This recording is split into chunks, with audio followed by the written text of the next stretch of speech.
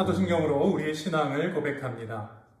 전능하사 천지를 만드신 하나님 아버지를 내가 믿사오며 그 외아들 우리 주 예수 그리스도를 믿사오니 이는 성령으로 잉태하사 동정녀 마리아에게 나시고 본디오 빌라도에게 고난을 받으사 십자가에 못 박혀 죽으시고 장사한 지 사흘 만에 죽은 자 가운데서 다시 살아나시며 하늘에 오르사 전능하신 하나님 우편에 앉아 계시다가 저리로서 산자와 죽은 자를 심판하러 오시리라. 성령을 믿사오며 거룩한 공예와 성도가 서로 교통하는 것과 죄를 사하여 주시는 것과 몸이 다시 사는 것과 영원히 사는 것을 믿사옵나이다. 아멘.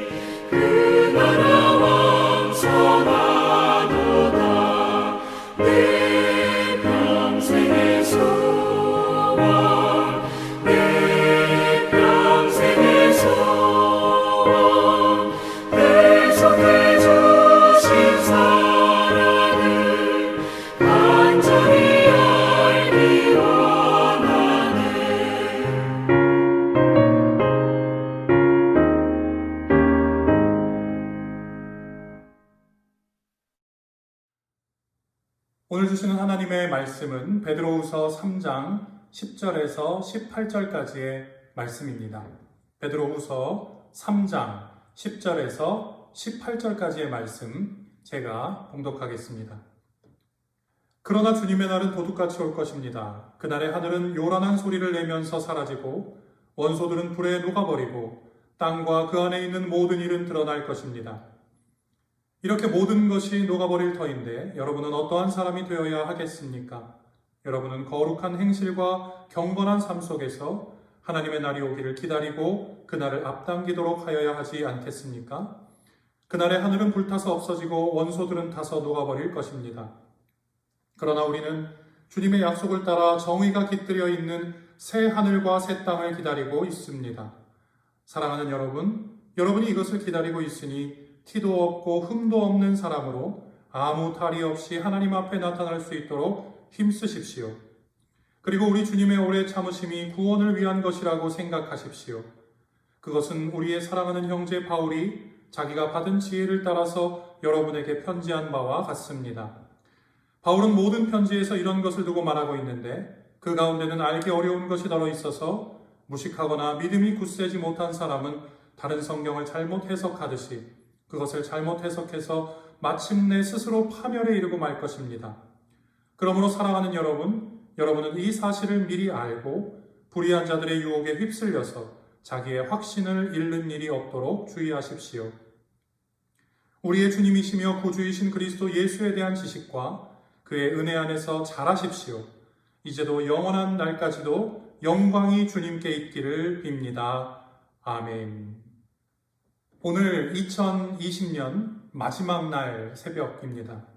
이 새벽에 주님 앞에 나아오신 우리 새벽 기도의 용사 여러분을 환영합니다. 강건하십시오. 성령 충만하시기 바랍니다. 오늘은 하나님 나라 백성의 삶, 하나님 나라 백성의 삶이라는 제목으로 함께 은혜를 나누겠습니다. 베드로 후서는 베드로가 자기 삶의 마지막을 바라보며 쓴 유언과도 같은 그런 편지입니다. 그런데 베드로는 자기 생명뿐만이 아니라 이 세상의 마지막도 바라보고 있습니다. 이 태도는 우리 크리스찬이 가져야 할 종말론적인 신앙의 아주 좋은 그런 본보기라고 할 수 있습니다. 사실 베드로뿐이 아니죠. 성경은 우리에게 두 가지 인생의 결론만을 알려주고 있습니다. 다른 선택과 결과는 없습니다. 하나님 앞에서 온전해서 하나님이 기뻐하시는 자가 될 것인가? 아니면 미련해서 자기 것을 고집하다가 슬피 울며 이를 갈게 될 것인가? 이 두 가지 대조된 결과입니다. 여러분은 어떤 선택을 하시겠습니까? 오늘 본문 10절의 말씀은 예수님이 하신 말씀이죠. 주님께서 재림하시는 날과 그 마지막 심판은 도둑같이 임하게 될 것입니다. 베드로는 사람이 전혀 생각하지 못한 때에 주님이 반드시 재림하셔서 이 땅을 심판하실 것에 대해서 지금 선언하고 있습니다. 주님의 초림은 소수의 사람들만 알려졌지만 다시 오실 때에는 온 하늘과 땅에 거대한 그런 이변이 일어나서 주님이 다시 오셨다는 사실을 모르는 사람이 없게 될 것입니다. 또 이 심판의 불 앞에서 모든 것이 녹아 없어지는 그런 두려운 일도 일어나게 될 것입니다.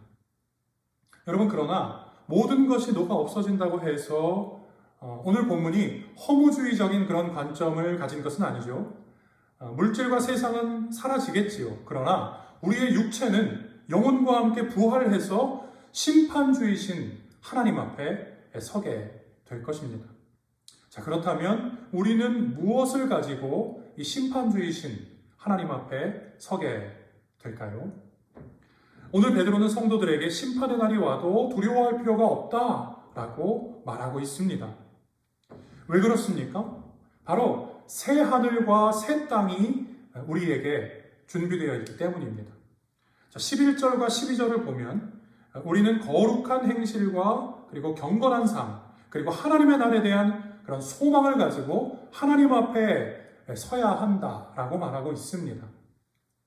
우리가 잘 아는 것처럼 여러분, 이 거룩이라는 것은 사실 우리 인간에게 사용할 수 있는 그런 단어가 아니죠. 거룩함은 바로 하나님으로부터 나온 것에 또 하나님에게 아주 제한적으로 그렇게 쓰여지는 단어입니다. 그런데 어떻게 우리의 삶이, 우리 인간의 삶이, 우리 인간의 행함과 실천이 거룩해질 수 있을까요? 분명한 것은 성경은 불가능한 것을 요구하지 않는다는 사실입니다. 거룩한 삶은 우리가 하나님이 말씀하신 대로 살아갈 때, 그때 성령님의 인도에 우리가 순종할 때 이루어지는 것이죠. 그럴 때 거룩하고 경건한 삶을 우리가 살아가면서 새하늘과 새 땅을 소망하는 그런 삶을 살다가 여러분 주님 다시 오실 재림의 때를 맞이하게 되시기를 바랍니다. 여러분 그날이 어떤 날입니까? 그날은 우리 크리스천 즉 성도들에게는 구원이 완성되는 날이고 악인들에게는 어떻습니까? 영원한 심판이 임하는 날입니다. 주님이 재림하시기 이전이라도 각 사람의 죽음은 어떻습니까? 그가 살아있을 동안 행한 일들을 심판받는 계기가 된다는 것이죠. 주님이 재림하셔서 세상의 역사를 마치실 때 인류의 역사 가운데 존재했던 모든 인간이 주님 앞에서 선악간에 심판받게 될 것입니다. 물론 하나님 앞에서 선하다고 할 수 있는 사람은 아무도 없겠지요. 한 명도 없습니다. 그러나 우리는 이 주 예수 그리스도의 십자가의 공로로 의롭다 하는 것을 인정받고 새하늘과 새 땅에 들어가서 영원히 살게 될 것입니다. 아멘. 그러니 성도가 맞이하는 세상의 마지막은 절망이나 비참함이 아니라 큰 기쁨이 되는 것이죠. 여러분 그 기쁨의 때, 심판의 때, 그날을 재림의 때를 기다리실 수 있는 저와 여러분들이 되실 수 있기를 바랍니다. 본문 14절을 보십시오. 마지막 날에 주님 앞에 서야 하기에 우리는 최선을 다하여 티도 없고 흠도 없는 사람으로 아무 탈이 없는 그러한 삶을 살아야 합니다. 자, 여기 아무 탈이 없는 삶을 다른 번역에서는요, peace, 즉 평화, 평강이라고 그렇게 번역합니다. 아무 탈이 없는 평온한 삶이죠. 아마도 베드로는 주님의 재림에 대해서 가르치다가 왜 주님의 재림이 지연되는가 이런 거짓 그런 교사들, 거짓 예언자들의 도전을 여러 번 받았을 것입니다. 이에 베드로는 15절 전반부에서 주님의 재림은 지연되는 것이 아니라 주님께서 오래 참으셔서 인간이 구원받을 기회를 주시는 것이라고 다시 한번 말씀하고 있습니다. 여러분 이것이 앞선 14절과 연결이 되죠. 자, 우리 주님도 우리의 구원을 위하여 연약한 육신을 입으셨음에도 불구하고 티도 흠도 없는 삶을 최선을 다해서 분투하면서 그렇게 사셨습니다. 그리고 주님이야말로 얼마나 오래 참으셨습니까? 십자가에 달리시기까지 어떤 조롱 앞에서도 평온할 수 있었고 평화로울 수 있는 그런 강한 영혼을 지니셨던 분이 바로 우리 주님 아니십니까? 그러니 우리도 어떤 조롱과 박해 가운데에서도 흠이 없고 티 없는 삶을 끝까지 살아가면서 마음의 평정을 유지해야 합니다. 저쪽에서 아무리 소리를 지른다고 같이 목소리를 높일 필요가 없다는 것이죠. 그저 마지막 날에 주님의 재림을 기다리면서 크리스천답게, 성도답게 살아가면 되는 것입니다. 베드로는 이것이 자기 혼자만의 견해가 아니라 바울이 쓴 편지에서 거기서도 마찬가지로 성도들에게 쓴 내용임을 이야기하고 있습니다. 자, 베드로가 정확히 바울의 어떤 서신서를 가리키고 있는지 정확하지는 않습니다. 그것 어떤 서신서를 아주 콕 집어서 가리킨 것이 아니라 사실 바울의 서신서 전반에 나타난 예수님의 재림에 대한 견해, 바울의 견해를 이야기하는 것이죠. 우리가 바울의 서신서를 살펴보면 예수님의 재림이 몇 년 안에 이루어질 것이다. 임박한 재림을 준비하라. 이런 이야기를 우리가 듣기는 어렵습니다. 찾아보기 어렵죠. 오히려 하나님이 오래 참으심으로 성도들이 구원받을 기회를 주고 계시다라는 그런 오늘 본문에서 말하는 베드로의 가르침과 같은 그런 내용들이 바울 서신의 이곳저곳에서도 발견되는 것을 우리가 볼 수 있습니다. 그러고 나서 베드로는 이제 약간 화제를 바꾸면서 16절 하반절에서 어떤 사람들은 바울의 편지를 잘못 해석해서 주님의 재림에 대해서 잘못된 이해를 갖기도 한다라고 그렇게 지적하고 있습니다. 예수님의 재림에 대해서 말하다가 갑자기 바울의 편지를 오해하는 그런 문제를 언급하는 이유는 이 거짓 선지자들, 거짓 예언자를 조심하라는 가르침과 그리고 동시에 말씀을 아주 진지하게 대하라는 그런 가르침을 함께 주시기 위해서 이 말씀을 하는 것이죠. 여러분, 이 성경을 억지로 푸는 어리석은 자들, 믿음을 저버린 그런 굳세지 못한 자들은 어떻게 될까요? 스스로 멸망에 이르게 될 것입니다. 우리가 이전 본문에서도 보았지만 우리는 절대로 성경을 내 마음대로 해석하면 안 됩니다. 자의대로 해석해서는 안 되죠. 우리는 죄인이고 우리 마음은 늘 불의한 자들의 유혹에 연약하기 때문에 그렇습니다. 그러니 우리가 해야 할 일이 무엇입니까? 날마다 말씀 위에 서는 것이고 날마다 말씀을 묵상하는 것이며 그 말씀을 잘 연구하여서 그 말씀을 삶으로 살아내는 그러한 우리가 되는 것, 그것이 필요한 일이죠. 결국 오늘 이 베드로에게 주님의 재림을 바라보는 삶이란 오늘 18절에 그가 적은 것처럼 그리스도 예수에 대한 지식과 그의 은혜 안에서 자라가는 삶입니다.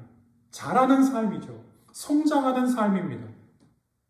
마지막 때가 임박했다고 해서 일상을 포기하고 무슨 특별한 일을 해라 라는 것이 아니죠. 늘 실천해 왔듯이 말씀을 가까이 하고 그 안에서 정결하고 거룩한 삶을 살기 위해 노력해야 한다라는 것입니다. 여러분, 그렇습니다. 우리는 날마다 자라가야 합니다. 성장해야 합니다. 구원은 단번에 우리에게 선물로 주어지지만 그러나 그리스도 예수 안에 있는 생명은 점점 자라가야 하는 것이죠. 그리고 잘 다듬어져야 합니다. 그래서 세상에 전파되어야 합니다. 삶을 통하여 세상에 전파되어야 한다는 것이죠. 여러분, 우리의 신앙의 여정은 계속해서 달려야 하는 그런 러닝머신 위에 있는 것과 같습니다. 그것도 아주 굉장히 빨리 달리고 있는 그런 상황이죠. 여러분, 러닝머신에서 그렇게 러닝머신이 계속 돌아가고 있는데 거기 내가 잠시 힘들어서 멈춘다고 서버리면 어떻게 되죠? 속도를 감당하지 못해서 넘어지게 될 것입니다. 성도에게 여러분, 성장은 선택이 아닙니다. 선택일 수가 없습니다. 지식과 지혜와 마음과 경건이 더 깊어지고 더 짙어지지 않는다고 한다면 신앙은 퇴보하고 아예 사라져 버릴 것입니다. 베드로는 이런 삶을 당부하면서 오늘 이 유언과도 같은 그런 편지를 마치고 있습니다. 여러분, 신앙하는 삶에는 왕도가 없습니다. 견고한 믿음을 갖기 위한 어떤 쉬운 방법이 있을 수 없어요. 좁은 길이 있을 뿐입니다. 거친 길이 있을 뿐이죠. 주님의 재림을 고대하면서 소망하면서 아침마다 새로운 삶을 허락하심을 감사하는 삶. 여러분, 이것이 바로 구원받은 성도의 모습인 것이죠. 오늘 2020년 마지막 날, 이 정말 죽어가는 노 사도가 남긴 이 유언을 여러분 되새기면서 새해를 준비하시기를 바랍니다. 그저 매일 말씀 가운데 자신을 세우고 자신 앞에 놓인 길을 거룩함과 그리고 평안함 가운데 성장해 나아가는 그런 어떤 성품이라는 열매를 거두며 날마다의 삶을 부지런히 걸어가시는 저와 여러분들이 되실 수 있기를 주님의 이름으로 간절히 축원합니다. 기도하겠습니다. 하나님, 거룩한 행실을 가지고 경건한 삶을 살게 하여 주시옵소서. 주님 약속하신 재림의 날, 새하늘과 새 땅이 올 것을 기대하는 삶이 되게 하여 주시옵소서. 흠없는 사람이 되기 위하여 애쓰는, 티 없는 사람이 되기 위하여 분투하는 삶이 되게 하여 주옵소서. 예수 그리스도를 아는 지식을 가지고 말씀과 은혜 안에서 날마다 자라가는 성장의 삶을 살게 하여 주옵소서. 그래서 심판의 날을 기쁨으로 기다리며 오늘을 담대하고 평안히 살아내는 주님의 권속들이 다 되게 하여 주시옵소서. 한 해의 끝자락에도 이렇듯 새벽을 깨우며 주님 앞에 기도하게 하심을 감사드립니다. 나와 우리 가정 그리고 우리 교회의 2020년을 돌아봅니다. 코로나라는 전대미문의 바이러스로 인하여 너무나도 힘든 한 해를 보냈음을 고백합니다. 모든 사회활동에 제약을 경험했고 사랑하는 사람, 보고 싶은 사람을 마음대로 만나지도 못했고 주님께 함께 모여 예배하는 일도 마음대로 할 수 없었습니다. 도무지 어떻게 해야 이 사태를 지나보낼지 알 수 없는 상황이고 아직도 끝이 보이지 않는 터널을 지나는 듯한 느낌입니다. 주님, 어떻게 해야 합니까? 주님의 뜻을 알길 원합니다. 오늘 우리가 왜 이 고난 가운데 있어야 하는지 깨닫게 하시고 이제 저물어가는 2020년을 다시 돌아보며 새로운 2021년을 맞이하는 우리 모두에게 주님께서 주시는 새로운 소망이 움트게 하여 주시옵소서. 크리스천은 고난 가운데 빛을 발하는 존재가 아니겠습니까? 어려움을 당할 때 오히려 찬송하며 주님의 복음을 전하는 존재가 아니겠습니까? 어떠한 어려움 속에서도 주님만 섬기며 주님 기뻐하실 일이 무엇인지를 깨달아 그 일을 충성되게 감당하는 우리 모두 그리고 우리의 교회와 가정이 되게 하여 주시옵소서.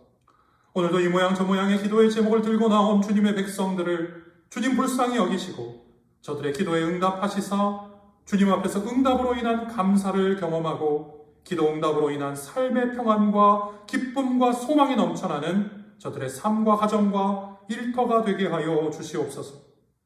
코로나에 지지 않게 하시고 코로나를 극복하며 코로나의 종식을 위하여 깨어 기도하는 성도들 되게 하여 주옵소서.